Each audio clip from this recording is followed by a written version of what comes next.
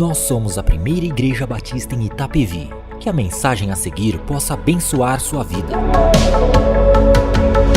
Nós começamos neste mês de maio a série Família sob Pressão. No domingo passado, nós falamos somente sobre o conceito de família a partir da visão de Deus. Nós conversamos um pouquinho, apresentamos todas as, vamos dizer assim, pressões vinda de fora, tentando trazer novos padrões de família, e apresentamos qual é o padrão de Deus. Mas no nosso estudo domingo passado, nós ficamos somente antes da queda do homem. Nós apresentamos o conceito de família de Deus quando Ele colocou o homem e a mulher no Éden. Mas nós sabemos que depois do Éden, o homem passou por um processo de distorção. O homem foi feito à imagem de Deus, mas com a queda, o homem sofre uma distorção nesta imagem, e essa distorção, ela vem, se a gente pode assim dizer, se manifestando cada vez mais ao longo dos anos. E nós vimos que nos últimos anos, alguns fatores, mais recentemente a partir dos anos 50 em diante, alguns fatores contribuíram decisivamente para esta pressão sobre as famílias. Aí nós falamos de alguns, nós falamos sobre os novos valores éticos e morais construídos pela sociedade emergente. Nós falamos sobre as mudanças no mercado de trabalho com a chegada das mulheres no mercado. Nós falamos das mudanças nos direitos individuais. E sem dúvida alguma, estes fatores têm exercido mudanças significativas na vida familiar. Hoje, nós veremos o quanto estas mudanças têm afetado a relação entre pais e filhos. Então hoje, nós vamos falar da relação pais e filhos. Então essa mensagem não é só voltada para a mãe. Você também que é pai, gostaria que estivesse muito atento a esta mensagem. Você também que é filho, estivesse também atento a esta mensagem. Meu propósito com esta mensagem é contribuir para que pais e filhos encontrem caminhos para viverem acima da pressão exercida pela nossa sociedade. E é claro que este caminho está descrito na palavra de Deus e nós veremos isso. O tema dessa mensagem é novos modelos de gerações. E eu vou dizer para vocês por que este tema. Com o exercício dessa pressão sobre a sociedade, a relação pais e filhos tem sido afetada também. O nosso desejo como igreja, o nosso desejo como cristãos é podermos viver família sob a direção de Cristo. Não família sob a direção que a sociedade quer nos impor, que a sociedade quer nos colocar. Nós desejamos ser, como igreja, uma família sob a nova direção, a direção de Cristo. Bem, nos últimos anos nós falamos alguma coisa sobre o mercado de trabalho, e este mercado de trabalho tem exigido dos pais, isso serve tanto para o pai, o homem, como para a mãe, a mulher, o maior tempo de dedicação e esforço profissional. A concorrência do mercado não permite que os pais relaxem no conhecimento já adquirido da sua área profissional. Sempre é preciso aprender mais. E por favor, eu já vou deixar claro que eu não estou com essa mensagem dizendo para você estacionar na vida. Mas é preciso que você equilibre bem as coisas. O que dizer então do trânsito das grandes metrópoles? E nós fazemos parte disto. O trânsito toma um tempo precioso nessa relação pais e filhos. Os pais precisam acordar cedo para poder chegarem no seu trabalho, e às vezes o trânsito exige do pai que ele ainda acorde mais cedo para chegar em determinados locais. E isso acontece também no retorno. Quando volta para casa, novamente ele pega um trânsito grande. E às vezes, aquilo que poderia ser tão rápido, né, acaba se tornando longo. E isso reduz ainda mais esse tempo de paz com os filhos. Bom era, alguns anos atrás, quando os pais, né, trabalhavam próximo, fácil acesso, então chegavam em casa, sentavam na mesa todos os dias, de segunda a segunda, e almoçavam juntos. Mas não é assim hoje. Cada um almoça lá no seu trabalho, e se encontra esporadicamente à noite, cansados, às vezes mal conseguem conversar, dialogar, e vão se deitar, e no outro dia começa aquela correria de novo, vai enfrentar um trânsito de novo. E os pais, de alguma forma, têm tentado compensar essa ausência com os filhos, seja ela porque ele precisa buscar mais aprendizado, fazer cursos para se manter no campo profissional, ou seja, simplesmente, muitas vezes também, pela falta de tempo que o trânsito consome, outras atividades, e muitas vezes a própria igreja, que tira o tempo, muitas vezes, dos pais também estarem com seus filhos e família, seja qual a razão que for, mas muitas vezes os pais têm buscado suprir essa ausência, ou compensar essa ausência, presenteando os seus filhos, e realizando os seus desejos, não importa a hora, não importa o que, não importa o sacrifício, tentando dessa forma, ganharem os filhos através dos presentes ou dos agrados, ou permitindo que o filho faça o que ele bem quiser. E talvez não seja para alguns até mesmo o sentido de compensar a ausência, mas muitas vezes simplesmente de querer tranquilizar a sua própria consciência, como quem está dizendo: eu cuido do meu filho, ele precisa, eu pago a escola, ele precisa de comer uma pizza, eu vou lá e compro, o que ele deseja, eu estou suprindo, e acha que dessa forma ele tranquiliza a sua mente, dizendo: então eu cuido do meu filho. Essa realidade de ausência e compensação tem gerado um grande número de filhos problemáticos, de forma que o pessoal do campo social, eles percebem este movimento, e eles têm denominado esses novos grupos com novos nomes, são gerações que eles têm dado nomes. Eu vou então falar um pouco para vocês sobre isso, porque várias revistas, e vocês estão vendo aí na tela, já têm trabalhado sobre esse tema. De tão perceptível, a revista Crescer vem aí com o tema: a importância de dizer não ao seu filho. A revista Veja Online, há algum tempo, escreveu uma reportagem também sobre a família e a falta de um não. A revista Época e diversas outras têm trabalhado sobre isso. Por quê? Porque a sociedade tem percebido que há uma nova geração que não aprendeu a ouvir não, que não aprendeu dessa forma, e tem causado transtornos. E no campo social eles têm denominado essas gerações com alguns nomes. Por exemplo, vocês já devem ter ouvido falar da geração neném. Já ouviram? O que é a geração neném? É a geração nem trabalha, nem estuda. É essa geração neném, não faz nada. Fruto da ausência dos pais e dessa compensação. Não diz não para esses filhos, deixam eles à vontade, tentam viver agradando, e eles então perceberam que é muito gostoso viver assim, neném, né? Você neném também o resto da vida, né? Mas não é só essa geração, e essa eu não vou falar muito hoje, embora essa geração está dentro daquilo que nós vamos falar também. Mas eu quero falar de uma outra geração, e eu vou começar pela geração que a gente chama por aí do mimimi.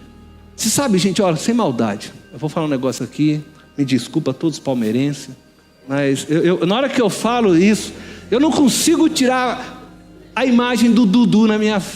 É o próprio mimimi, né? Mas deixa pra lá, vai. Olha, que é a geração mimimi? Não fiquem bravos comigo, né? Aliás, Eu até achava que o pessoal ia ficar bravo. Você sabe que eu não recebi nenhum e-mail, não recebi nenhum telefone de pessoas bravas, né, pela mensagem do último culto. Eu falei, Deus, o Senhor é bom demais, né? O Senhor tocou no coração desse povo. Eu espero que dessa vez também não, tá? Mas o que é essa geração mimimi? A sociedade percebeu que, sabe, existe essa geração que não aprendeu a ouvir um não. Sabe, o juiz vai lá e apita, mas o cara não aceita. Vai no trabalho, o chefe fala alguma coisa, ele não aceita. O pai fala alguma coisa, não aceita. Não consegue lidar com a frustração. Não conseguem lidar com a decepção. Essa é a geração que a gente chama mimimi. Por quê? Porque é uma geração que os pais não ensinaram. Os pais nunca disseram não. O filho quer sorvete e vai lá e dá o sorvete. Aí se fala não, mas daí o filho bate o pé, o pai vai lá, tadinho, compra o sorvete. Compra o sorvetinho para ele, tadinho. Alguns ainda até falam o segundo não, mas daí o filho começa a rolar no chão, ele já cede. E as crianças começam a perceber que é fácil manipular os seus pais. E o pai, nesse sentimento de ausência, fica tentando compensar, porque ele tem medo de perder o filho. Ele acha que agradando o filho desta forma, ele vai conseguir o coração do filho, mas não percebe que ele está gerando um filho mimimi, que não vai saber lidar com a pressão na vida. É importante aprender a se frustrar desde pequeno. Quando a criança sai do ventre da sua mãe, ela já vai enfrentar frustrações. E quando ela enfrenta frustrações, o que ela faz? Chora. Mas ela está aprendendo a lidar com a frustração. E você precisa ajudar ela a crescer e a lidar com essa frustração. Você vai suprir aquilo que é possível. Você vai ensinar ela que às vezes na vida você vai ter que dizer não e não tem possibilidade alguma de continuar esse diálogo. É não, é não. Precisamos aprender que às vezes não podemos sair cedendo para tudo. E esse tipo de geração que não aprendeu a ouvir o não tem se tornado uma geração incapaz de lidar com os seus semelhantes, porque ele sempre espera que o seu semelhante concorde com ele e diga sim para ele. E quando alguém se põe ao contrário, né? Basta aparecer um corintiano que ele já se fica todo arrepiado, ele não consegue lidar. Não gosto, né, de ter alguém na minha frente, né? Ai, gente, não dá, né? Mas brincadeiras à parte, isso serve para os corintianos também, né? Brincadeiras à parte, sabe? A pessoa começa um trabalho e aí chega alguém e diz para ela, olha, esse trabalho não está bem realizado, pronto, ela vai embora, ela pede a conta, ela quer sair, eu não fico mais neste lugar. Por quê? Porque não sabe lidar com não sabe lidar com frustrações, desistem de tudo, vivem encostados nos pais, por não saber lidar com as frustrações, voltam correndo para o colo do papai e da mamãe, e papai e a mamãe vai lá e dá mamadeira para ele, e essa criança não desenvolve. Vai crescendo e são os adultos que nós temos cheios de problemas. Outros, e isso é muito sério e tem aumentado muito, não sabem lidar com o fim de um relacionamento porque não conseguem lidar com essas frustrações. E quando então a esposa toma uma decisão de sair de casa, o noivo, a namorada, quantos não tem matado? E diz que mata por amor, não sabe o que é amar. No fundo, não suportam a frustração e acabam por tirar vidas de pessoas, porque pais atrás dessas vidas não ensinaram eles a lidarem com a frustração. Bom, talvez você esteja pensando, como que a gente resolve isso, pastor? Essa é uma realidade, está aí. Como que a gente resolve? Qual a resposta bíblica para pôr fim a essa geração de mimimi? Provérbios capítulo 19, versículo 18 diz assim: discipline seu filho, pois nisso há esperança. Não queiras a morte dele. A sociedade está sofrendo e reconhece isso, como eu mostrei para vocês, através de tantos artigos que têm sido escritos, que já perceberam isso. Mas a Bíblia já nos ensinava há muito tempo da importância da disciplina, da importância de você dizer não, da importância muitas vezes do pai corrigir o seu filho, repreendê-lo. E a Bíblia já nos mostrava isso e diz para nós que nisso há esperança. A sociedade precisa ouvir o que a palavra de Deus tem a ensinar. Às vezes nós buscamos, muito aprendizado, muita sabedoria nos doutores, nos PhD, aí fora, formados, e nada contra. Mas eu quero dizer para você, você tem um manual na tua mão, que é a Bíblia, que te ensina todas as coisas, e se você estiver atento aos ensinamentos dela, a sua família será bem-sucedida, amém? Pais todos os dias, basta você ligar a televisão, todos os dias choram por seus filhos, que se foram porque eles não tiveram coragem de dizer não, e é por isso que hoje choram porque os filhos ultrapassaram a barreira dos limites, e alguns pais choram porque os filhos foram vítimas de filhos assim, mimimi, que pegam seus carros e saem em alta velocidade, perdem o controle da direção e faz uma vítima, e alguém chora porque o filho desse pai que não soube ouvir um não, está levando outros inocentes na sua incapacidade de se relacionar com o próximo, porque acham que a vida é tudo aquilo que eles querem, e não sabem lidar com limites, não sabem respeitar o espaço do outro. Somos livres porque Cristo nos fez livres, mas precisamos entender que há limites, e o amor me limita, porque Cristo nos chama a vivermos debaixo da lei do amor, e quando eu sei que eu vou dar um passo e aquilo vai ferir o outro, então eu evito de dar e sacrifico a minha própria vontade em prol do outro. Mas quem não aprende, não é disciplinado, nunca ouviu não, ele não sabe limites, ele acha que a vida gira em torno dele, ele acha que Deus fez o mundo para ele, ele é o centro de tudo. E assim tem vivido muitas pessoas, e por isso vemos pais chorando todos os dias, pais que choram pelo filho que foi levado por uma geração como essa, e pais que choram porque seus próprios filhos são vítimas da sua falta de dizer não. A palavra amor, ela perdeu o seu sentido original. Quando nós vemos um texto como esse, discipline seu filho, pois nisso há esperança, preste atenção, não queiras a morte. Pai, discipline seu filho, e isso está dizendo porque não queiras a morte. Por isso pais choram porque não disciplinam. Mas acham que amor é isso, é dar ao filho tudo que eles querem. Não é. Amor é um ato de doação de um indivíduo para o outro.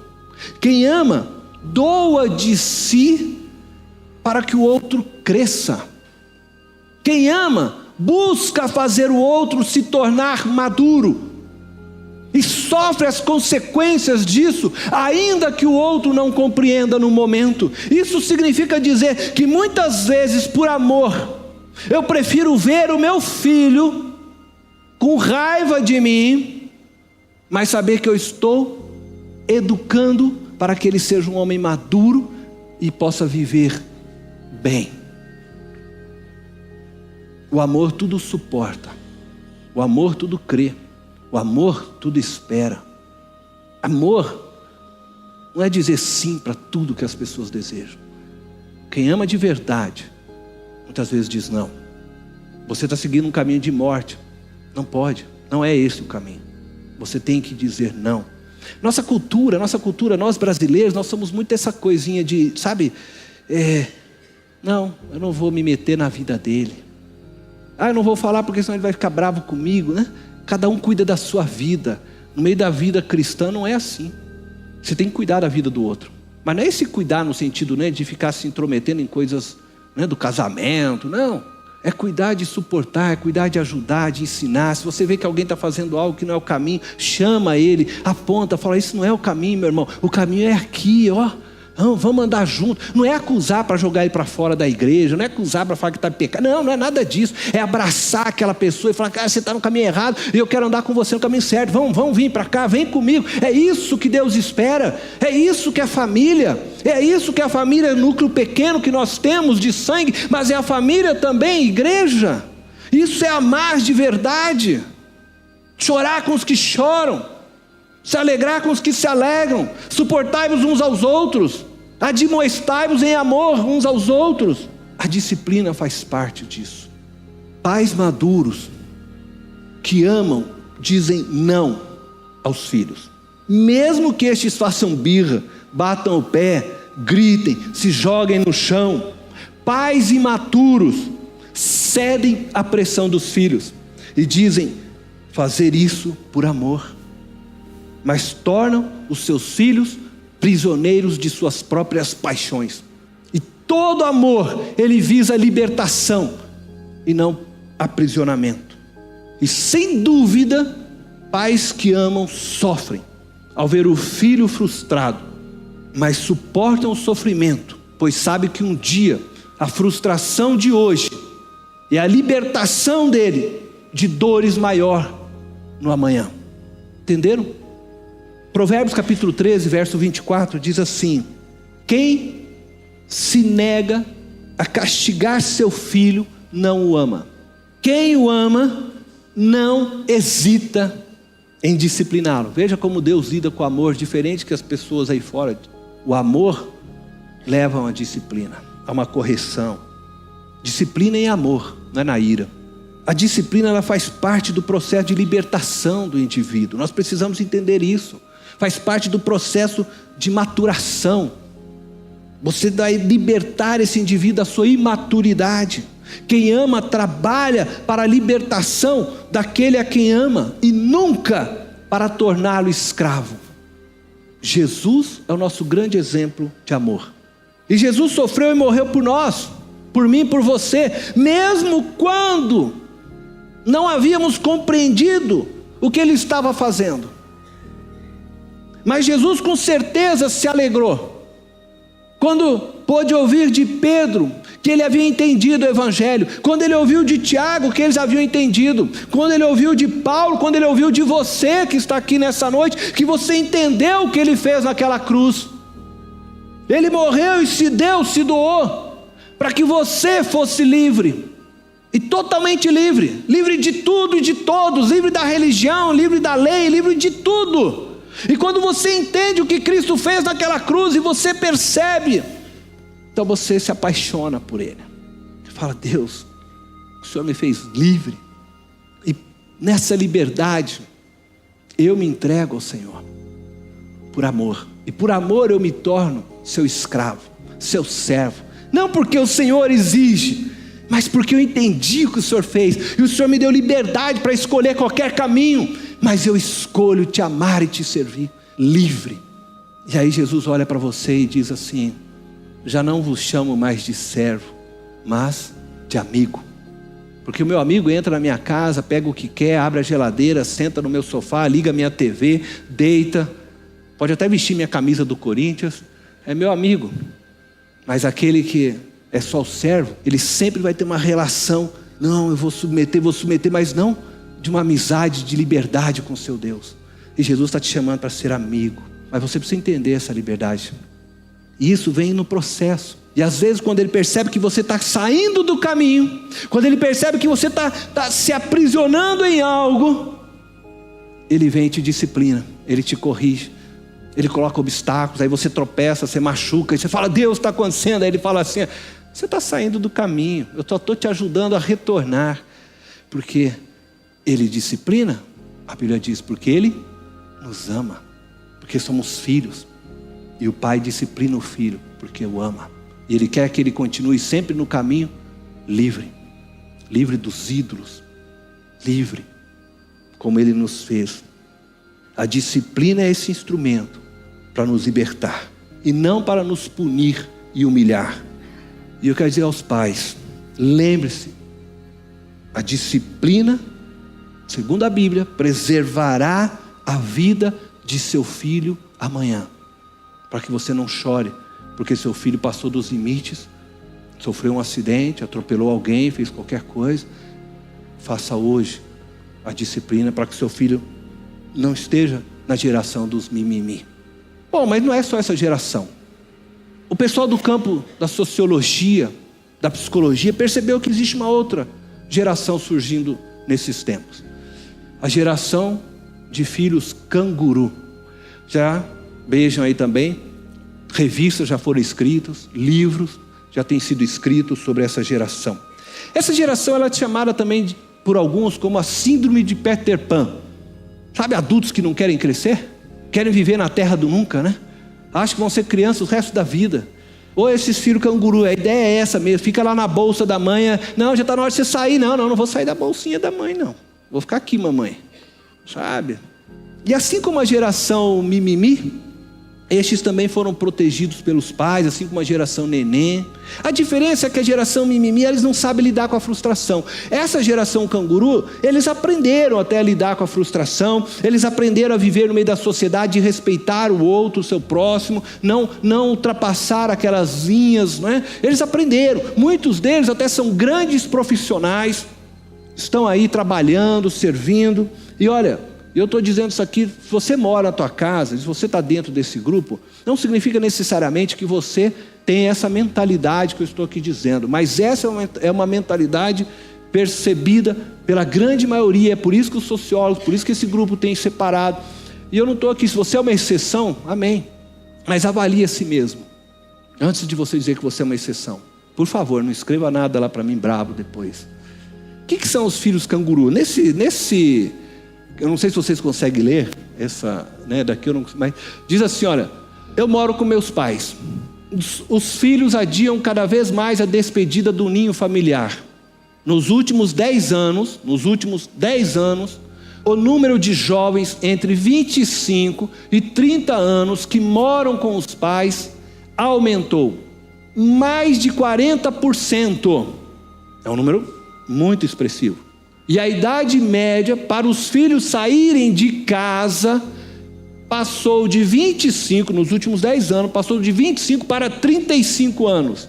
Isto é, os filhos agora querem sair de casa depois dos 35. Bom, o meu, já foi, né? Eu até gostaria que ele ficasse, tá vendo? A gente é culpado, cara. Mas, o que nós aprendemos com isso? Eu vou pedir para passar o próximo slide. O próximo slide, esse aí, por que sair de casa?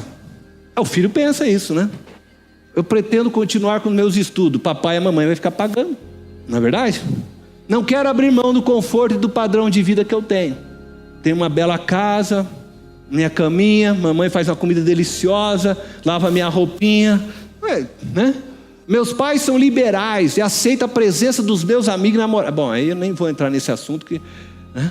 Nós cristãos, isso aqui é a ideia de que eu posso me relacionar, vou lá para o meu quarto com a minha namorada, legal, meu pai ainda aplaude depois, o importante é que eu fique em casa. Quem são os jovens canguru? 62% está na faixa de 25 a 29 anos, 30% de 30 a 34 anos, 15% dos 35, 39, 40 anos, o cara já... Não, nem diga, né, gente? E vivem dessa forma, e não querem mesmo sair. Agora, vamos para o outro slide? Eu vou pedir para pular já. Pode pular esse aí. Esse é uma fala da psicóloga, uma psicóloga paulista, psicoterapeuta, chama Teresa Kawal. Ela examina exatamente, ela estuda essa geração canguru. E ela então escreveu essas palavras. Pode pular, eu vou só citar lá o que... Diz assim, olha, um fator comum, eu vou pular lá onde está sublinhado, tá? Um fator comum. Isso significa, só para vocês entenderem, dentro desse estudo todo que ela fez de canguru, ela observou no meio de todo esse grupo um fator comum. Então ela está dizendo isso. A resistência em perder a proteção e a segurança do lar docilar, que nós vimos na outra reportagem, que mamãe e papai oferecem. Embalados por facilidades, confortos, proteção financeira e emocional, essa geração parece não estar disposta a enfrentar e assumir os riscos e responsabilidade da vida adulta. Então nós vimos que fruto dessa geração, que os pais estão super protegendo, mimando, dizendo não, nós temos uma geração neném, geração que não quer trabalhar, que não quer estudar, quer ficar assim o resto da vida. Nós temos uma outra geração, que é uma geração de pessoas que não sabem lidar com frustrações, que é a geração do mimimi. Mas temos esse grupo que aprendeu a conviver socialmente, mas que não querem, eles resistem, eles abrem mão. Eu não quero ter uma família, eu não quero ter minha casa. casa. Eu quero ficar aqui porque aqui é bom. Vou ficar aqui na bolsa da mamãe. E o que nós aprendemos disso, né? Qual a resposta bíblica para que a gente tenha fim a essa geração canguru? Porque se nós continuarmos nesse mesmo processo, isso só vai piorar. É uma geração que não sabe nem agora como educar os filhos. Não sabe lidar com pressões. Qual é a resposta bíblica? Uma coisa é certa. Por trás de todo filho canguru, tem pais cangurus. Isso quer dizer o quê? Tem pais que não querem deixar os filhos irem. Eles querem mesmo abraçar. Não vai embora, não vai construir sua história, sua vida. Fica aqui. Talvez, isso é só uma suposição minha, tá?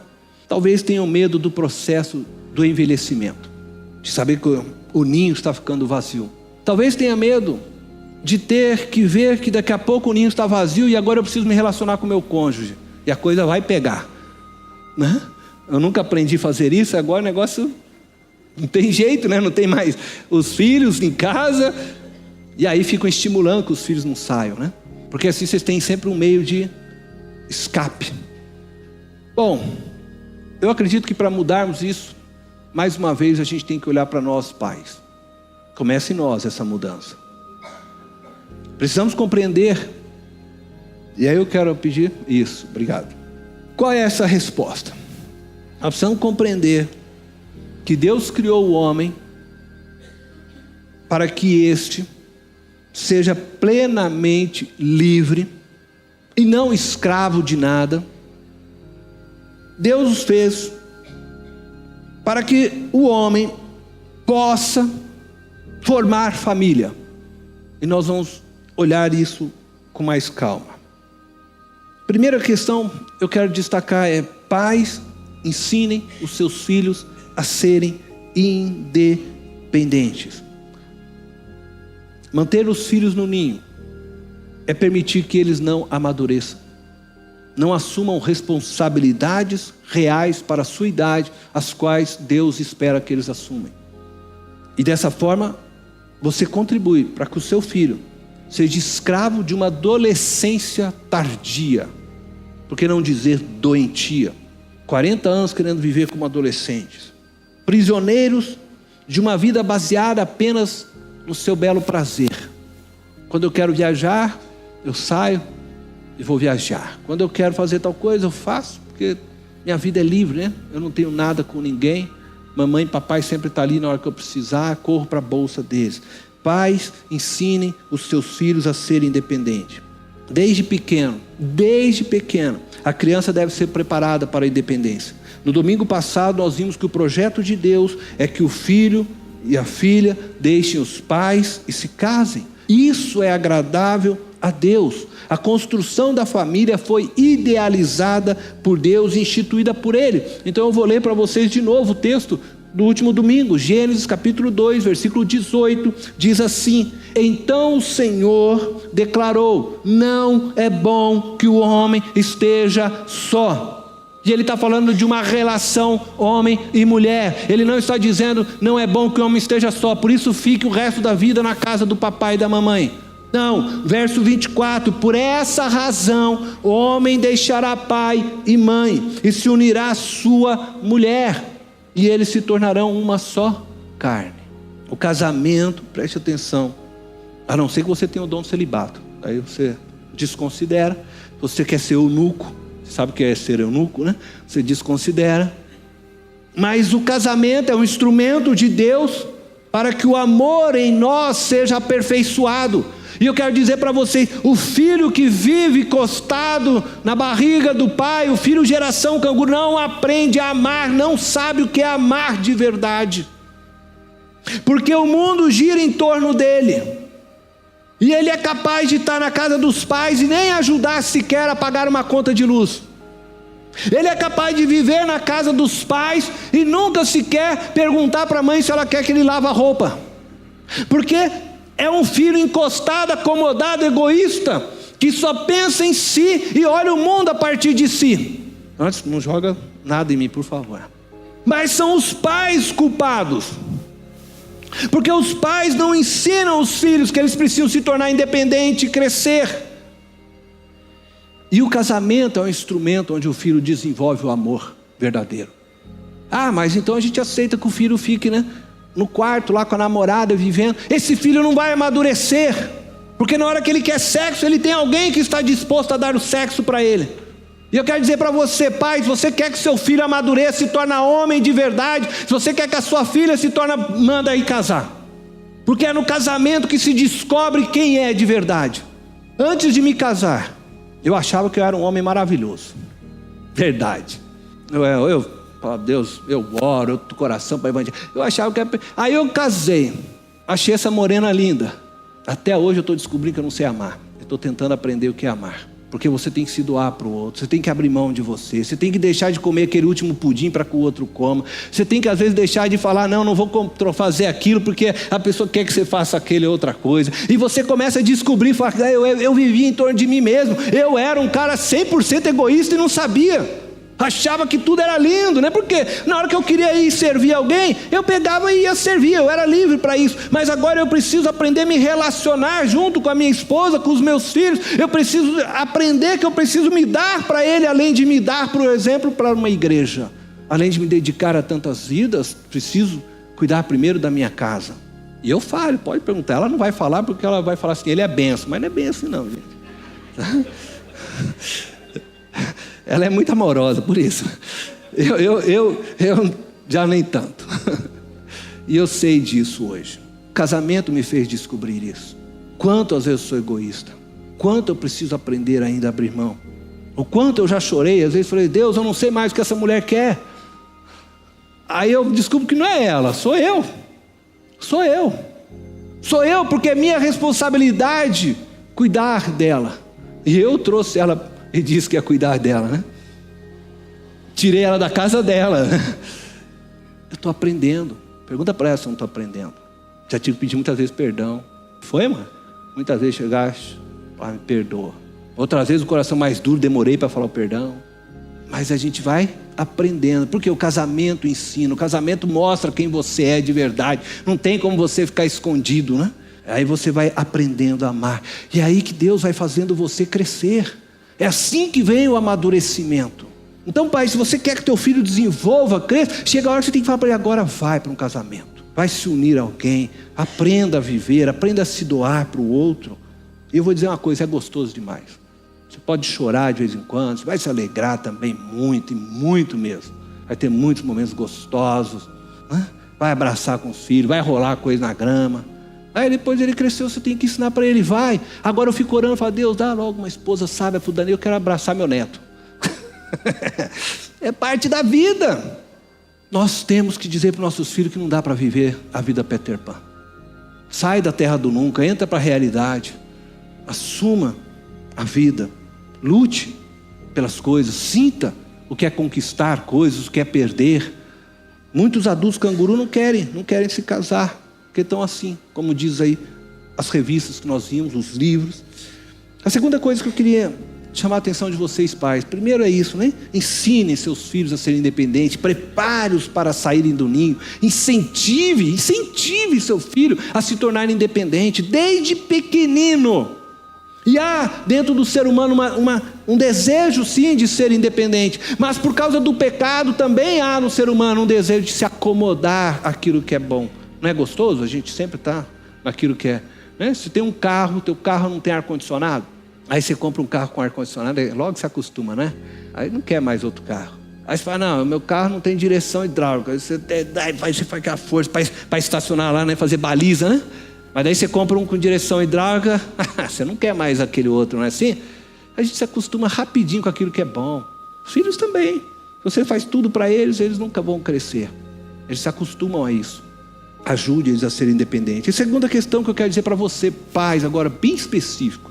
Para você que é pai, para você que é mãe, aceite o processo natural da vida. Para de lutar com isso. Filhos saírem de casa é um processo natural da vida, que você deveria estimular e ensiná-lo. O sair de casa é o selo de que você o preparou bem. E ele está buscando a autonomia, ele vai construir sua casa, ele vai fazer sua família. Isso não significa que ele vai deixar de ser seu filho. Não significa que você não pode continuar aconselhando.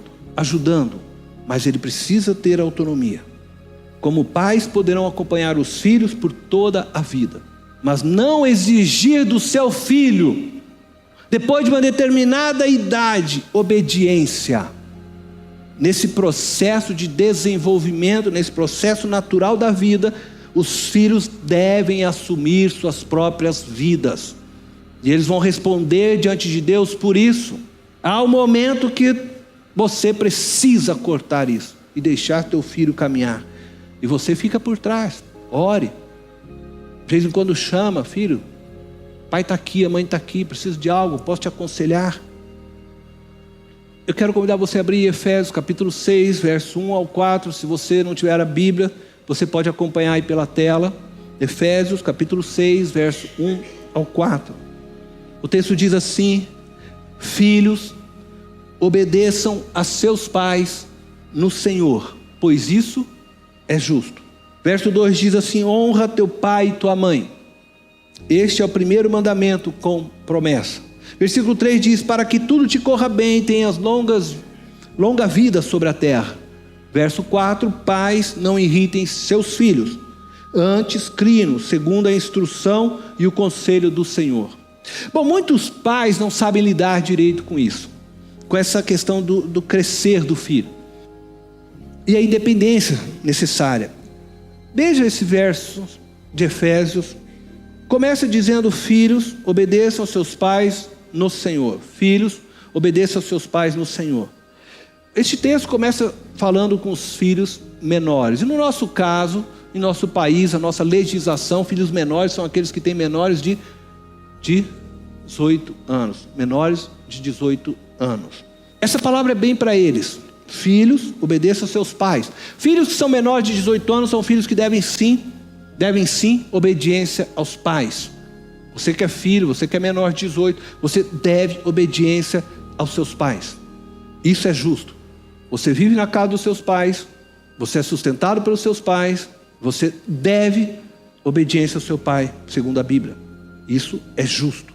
Mas agora preste atenção, o verso 2 já mudou, não é mais obediência. O verso 2 diz: honra teu pai e tua mãe. Este é o primeiro mandamento com promessa. Agora não está mais falando de filhos menores, está falando de um processo na vida, porque enquanto você é menor você obedece, mas quando você ganha autonomia, você honra o teu pai e a tua mãe. Essas duas coisas são distintas, são diferentes. Obedecer se refere a me sujeitar, e não é uma questão de opção. Eu vou me sujeitar àquele que tem autoridade sobre mim, porque Deus deu aos pais autoridade sobre os filhos, e o filho deve essa obediência aos pais, porque assim é justo. Mas honrar é colocar em prática o que eu aprendi com os meus pais agora, é colocar em prática tudo que eu adquiri com aquele que cuidou e me educou durante a minha vida. Honrar é a atitude que eu tenho, uma vez que o cordão foi cortado, mas de preservar aquilo que os meus pais me ensinaram. Honrar é a minha atitude de cuidar dos meus pais agora, quando eles passam a precisar de cuidados, porque faz parte do processo da vida. Já fui jovem, corri, já não aguento correr, tenho problema no joelho, estou ficando velho, cabelos caem, ficam brancos, faz parte. Os filhos, vai chegar a hora de honrar o pai. O pai cuidou dos filhos, o pai correu, a mãe correu, educou, ensinou, acordou madrugadas, levava os filhos no hospital, mas vai chegar a hora que os filhos vão ter que pegar o pai, correr, levar no hospital, atender, quem sabe dar papinha. Isso é honrar os pais. Então o texto está falando de dois momentos diferentes para os filhos. Existe o tempo da obediência, existe o tempo de honrar. Alguns filhos que estão aqui precisam honrar seus pais. Alguns que estão aqui estão no tempo da obediência e devem essa obediência aos seus pais. Mas eu quero dizer, pais, versículo 4 diz: não irritem seus filhos. Criem eles segundo a instrução e o conselho do Senhor. Isto é, ensine teus filhos sustentados, baseados, fundamentados na palavra de Deus.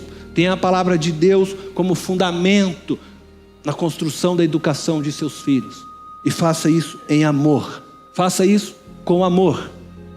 E se você seguir isso, não teremos uma geração mimimi, não teremos uma geração canguru, não teremos uma geração neném, mas teremos homens e mulheres maduros, prontos para servir a Deus. Se você está aqui hoje, é pai, se você que está aqui é mãe, eu quero que você pare um pouco agora e olhe por um pouco na forma que você tem educado seu filho. Quem sabe você pensa, eu tenho sido um pai, eu tenho sido uma mãe exagerado nos meus mimos. Eu tenho contribuído para ter filhos mimados, que não sabem lidar com frustrações. Eu tenho contribuído para ter filhos que não querem sair e construir uma vida.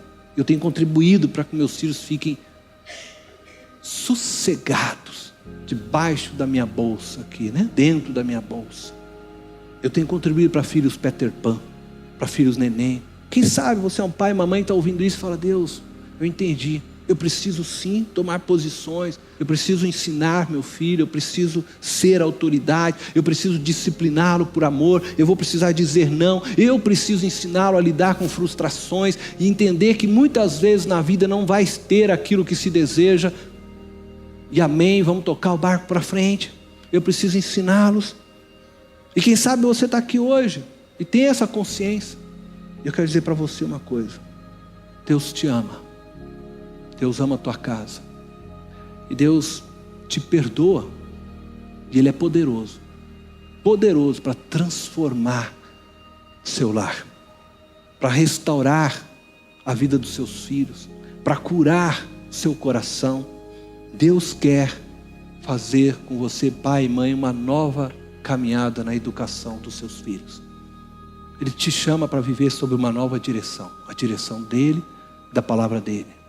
Ele está aqui para te abraçar hoje, pai. Ele está aqui para te abraçar, mãe, te conduzir nessa nova jornada. Mas eu quero dizer para você que é filho que está aqui também. Quem sabe você está dentro desses dois, né? Tanto com pai como filho. Se você é filho ou filha, e você compreende que tem vivido, sabe, você se vê como um desses da geração mimimi, você se vê como um desses dessa geração canguru, você se vê de repente como um desses dessa geração neném, tem vivido encostado na casa de seus pais, desfrutando, sabe, da vida de uma forma irresponsável, quando seus pais deveriam estar curtindo a aposentadoria, viajando, passeando, desfrutando de coisas, e você ainda está lá fazendo peso sobre eles, com seus 20, 35, 40 anos. Pastor, não posso morar na casa do meu pai? Pode, mas então ajuda seus pais também. Assuma responsabilidades também. Mas se você está vivendo isso, e você percebeu isso nessa noite, e você sabe que é hora de você honrar seu pai, honrar a sua mãe, eu também quero dizer para você que Deus é amoroso. E que Deus não está aqui nessa noite para culpar nem pai, nem mãe, nem filhos. Não é nada disso, não é tacar um peso de culpa. Não. Deus está só tentando mostrar para vocês o caminho correto. Filhos, Deus te perdoa. Não importa, Deus te perdoa hoje. Mas Deus espera uma coisa só de vocês, pais, mães, filhos. Que ao sair daqui hoje, saiam com um propósito firme e intencional de viver uma nova vida, de se posicionar de maneira diferente. Filho, se você tem vivido no seu lar, dos seus pais, tem desfrutado de tudo que o pai tem dado, fala, pai, eu quero sim também assumir responsabilidades. Pai, eu quero sim ajudar aqui também. Eu quero, enquanto aqui eu estiver, eu quero honrá-lo também, para que vocês também possam desfrutar daquilo que é do trabalho de vocês. Se você é pai, mãe, que está nessa situação, também tome a atitude agora de chamar teu filho. Fala, filho, vem aqui. Nós vamos começar uma caminhada diferente. E eu preciso dizer para você que Deus tem um plano para a tua vida. Deus quer que você amadureça. E eu quero que você amadureça. E quando o pai te treina e fala contigo, não é para que eu estou querendo te expulsar de casa. Não, eu te amo. Mas eu quero que você seja livre. Você vai construir sua família. Um dia eu saí da minha casa para construir minha família. Eu encontrei essa morena bonita, espero, né, que a gente ainda faça muita história. Tenho 2 filhos maravilhosos, que estão começando a sua jornada. Um dia eu entrei no quarto do meu filho mais novo, o Tiago. Acho que eu fiquei 1 hora lá chorando, porque ele não estava ali. E eu falava: Deus, eu sei que é a hora dele ir. Que ele vá, que ele seja bênção onde for. Um dia eu chamei os dois, Danilo e o Tiago, antes do Tiago ir, e eu falei: filho, pai quer falar uma coisa para vocês. Eu sei que vocês agora são maiores. E eu sei que vocês agora não me devem mais uma obediência. Mas eu espero que vocês honrem o teu pai e a tua mãe. E eu espero que você continue deixando que o pai e a mãe participem da vida de vocês. Então sempre que você for tomar uma decisão, vem conversar com o teu pai. Deixa eu aconselhá-lo. Deixa eu ouvir você. Porque eu quero continuar fazendo parte da tua história. Eu não vou mais dizer para você se você pode ou não pode algo. Aí outro dia eu estava no carro e ele veio e falou assim: pai, eu estou querendo fazer tal coisa, posso? Eu falei: não, agora você tem que responder essa pergunta. Mas você quer o meu conselho, eu vou te dar o meu conselho. E aí eu falei para ele: estou tentando ajudá-lo para que ele se torne cada vez mais independente, para que ele assuma as responsabilidades. E no momento que ele fizer uma escolha errada, eu vou estar junto com ele para chorar com ele, abraçá-lo, segurá-lo e ver se a gente consegue consertar aquelas escolhas. É assim que Deus tem feito comigo, é assim que Deus faz com você. Deus nunca te abandona. Deus nunca te deixa. Você faz escolhas erradas e você está lá no teu quarto chorando pela tua escolha. Ele dobra o joelho do lado de você e chora com você e fala: filho, eu estou aqui. Vamos caminhar, vamos consertar isso. O caminho é esse. Deus é Pai. E que nós possamos olhar para Ele e sermos pais da mesma forma. Eu quero só mostrar um gráfico e eu vou terminar. Embaixo está ali o número 0, 50%, 100%. Representa a autoridade. Em cima, a idade do seu filho. Quando você vê ali que tem a linha verde e vermelha. Vermelha, autoridade, e a linha verde, influência. Quando teu filho nasce, você está lá, você tem, não é? Sobre ele, olha, deixa eu ver se eu fiz negócio certo, que eu estou lendo errado aqui. Eu troquei as cores. Quando o teu filho nasce, você tem 100% de autoridade. É que eu não tenho um negocinho para apontar aqui. Dá para vocês verem o vermelho lá no 100%? Você tem 100% de autoridade sobre o seu filho. Ele nasceu, ele não sabe nada. Ele vai chorar, você vai correr, você vai ensinar. Mas o teu filho vai crescendo. E ele, isso, gente. Quem quer que deu isso? Oh, esse povo é bom demais. Me ajuda aí. O teu filho vai crescendo, a linha está subindo. O que acontece com a sua autoridade? Vai diminuindo, até chegar no 0. Você não tem mais autoridade. Você não tem mais autoridade sobre o teu filho. Agora, a linha verde, ela é diferente. Ela é diferente. Quando o seu filho nasce, tá vendo lá? Está lá na ponta em cima. Quando o teu filho nasce, você tem 0. Quando o teu filho está lá em cima, você tem mais influência. O que acontece? O filho está crescendo, a autoridade está caindo. A autoridade vai caindo. Ele vai te obedecendo. Você chega com o teu filho 15 anos, ele já não começa a dizer: não, mas por que isso, papai? Por que isso, mamãe? Não vou fazer isso. A tua autoridade está diluindo. Porque ele já começa a olhar a vida, ele começa a pensar, ele começa a raciocinar, ele quer fazer questionamento. Você precisa o quê? Aumentar a sua influência. Então o teu filho vai crescendo, você vai influenciando, vai ajudando ele, vai aconselhando, vai direcionando, até que quando acabar esses 18 anos, ele agora é livre, mas a tua influência está lá em cima. E é por isso que o Danilo chega e diz: pai, eu estou querendo fazer tal coisa, eu posso fazer? Porque você construiu sobre ele uma influência, e agora ele te respeita, ele quer te ouvir. Mas pais que não fazem isso, perdem os seus filhos, porque vai chegar a hora que ele fala: eu não obedeço mais meu pai, e teu pai não tem influência nenhuma. Quem tem influência é os amigos, quem tem influência é lá fora. E teu filho não vai sentar com você para te perguntar nada, porque você não construiu. Eu quero orar com vocês. Feche os teus olhos. Se você é pai que está aqui hoje, e você sente que Deus está falando com você, que precisa tomar uma atitude diferente a partir de hoje, eu quero orar com você especificamente. Eu queria que você levantasse a sua mão. Eu sei, eu preciso tomar uma atitude diferente na educação dos meus filhos.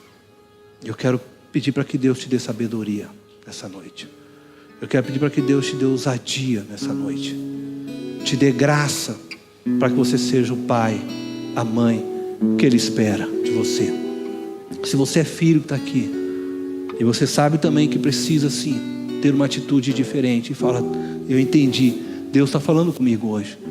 Eu também quero orar por você e também quero que você levante a sua mão. E não tenha vergonha.